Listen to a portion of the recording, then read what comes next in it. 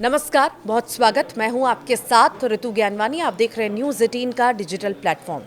क्या किसी ने कभी सोचा था कि पंजाब के लुधियाना में एक छोटे से गांव सानेवाल के किसान परिवार में जन्म लेने वाला लड़का एक दिन बॉलीवुड का स्टार बन जाएगा और 5 दशकों तक हिंदी सिनेमा में उसके नाम का डंका बजेगा।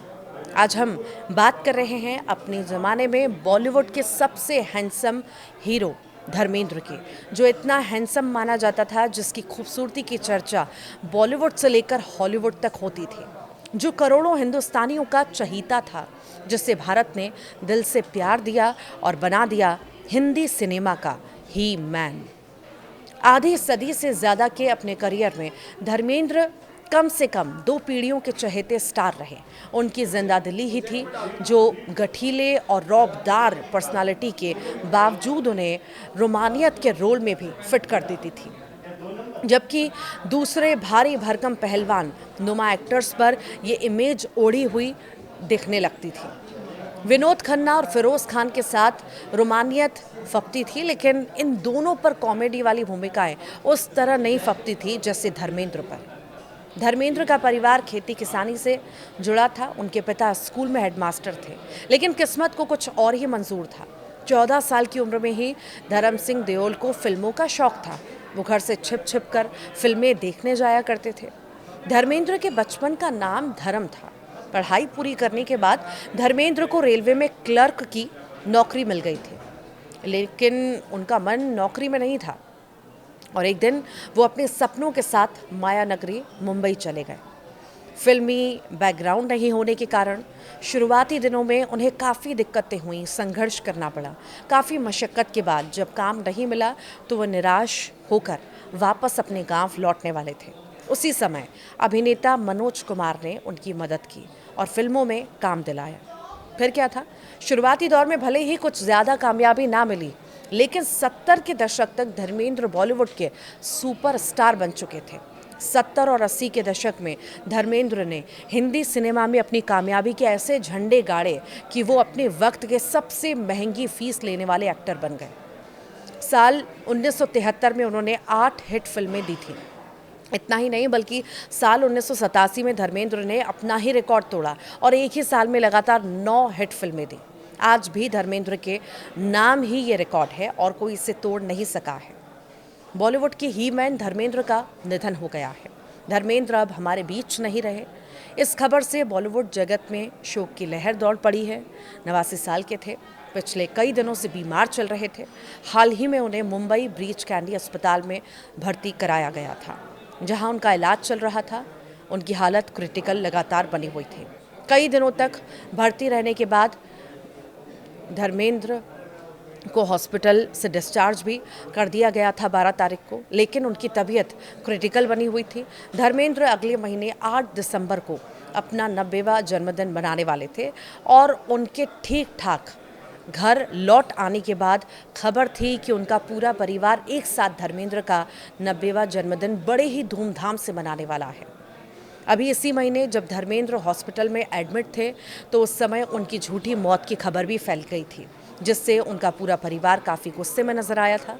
हेमा मालिनी से लेकर ईशा देओल, सनी देओल, सब ने अपना गुस्सा जाहिर भी किया था, लेकिन होनी को कौन टाल सकता है। 89 साल के इस दिग्गज अभिनेता ने जब दुनिया को अलविदा किया तो मानो पूरा देश गमगीन हो गया। धर्मेंद्र के निधन से पूरा बॉलीवुड हिल गया है। हिंदी सिनेमा के ही मैन के नहीं रहने की खबर ने उनके करोड़ों फैंस को निराश कर दिया है। धर्मेंद्र के निधन की खबर सुनते ही पूरा बॉलीवुड उनके पार्थिव देह के आखिरी दर्शन को उमड़ पड़ा।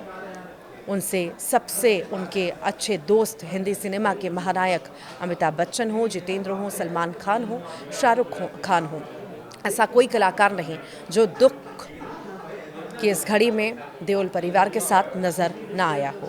धर्मेंद्र बॉलीवुड के एक इकलौते ऐसे अभिनेता हैं जिनके दोनों बेटे सनी देओल और बॉबी देओल हिंदी सिनेमा के सुपरस्टार हैं। धर्मेंद्र ने करीब 5 दशकों तक बॉलीवुड पर राज किया। उन्होंने अपने करियर की शुरुआत 1960 के दशक की फिल्म दिल भी तेरा हम भी तेरे से की थी। उस समय उस फिल्म के लिए धर्मेंद्र को 51 रुपये फीस मिली थी, लेकिन उसके बाद धर्मेंद्र ने रुकने का नाम नहीं लिया। उन्होंने शोले से लेकर धर्मवीर, मेरा गांव मेरा देश, सीता गीता जैसी 300 से भी ज़्यादा फिल्मों में काम किया। धर्मेंद्र से सिनेमा का नाता कितना गहरा है, इसका अंदाज़ा आप इस बात से लगा सकते हैं कि अपने उम्र के आखिरी पड़ाव में भी वो फिल्मों में नजर आए। साल 2023 में रणवीर सिंह और आलिया भट्ट की फिल्म रॉकी और रानी की प्रेम कहानी में देखा गया था। उस फिल्म में धर्मेंद्र ने रणवीर सिंह के दादा का किरदार निभाया था। उसके बाद धर्मेंद्र 2024 आई फिल्म तेरी बातों में ऐसा उलझा जिया में नजर आए। इस फिल्म में उन्होंने शाहिद कपूर के दादा का किरदार निभाया था।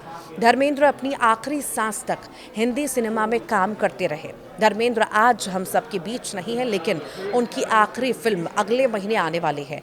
फिल्म का नाम 21 है, जो कि एक युद्ध पर आधारित है। इस फिल्म में श्वेता बच्चन के बेटे अक्षय नंदा लीड रोल में है, तो वहीं धर्मेंद्र भी इस फिल्म के लिए काफ़ी ज़्यादा उत्साहित थे। उन्होंने फिल्म का ट्रेलर भी सोशल मीडिया पर शेयर किया था। धर्मेंद्र की आखिरी फिल्म 21 सिनेमाघरों में अगले महीने दिसंबर में रिलीज़ होगी।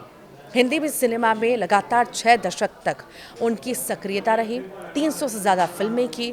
ये बताने के लिए काफ़ी है कि धर्मेंद्र जैसे सुपरस्टार बार बार जन्म नहीं लेते।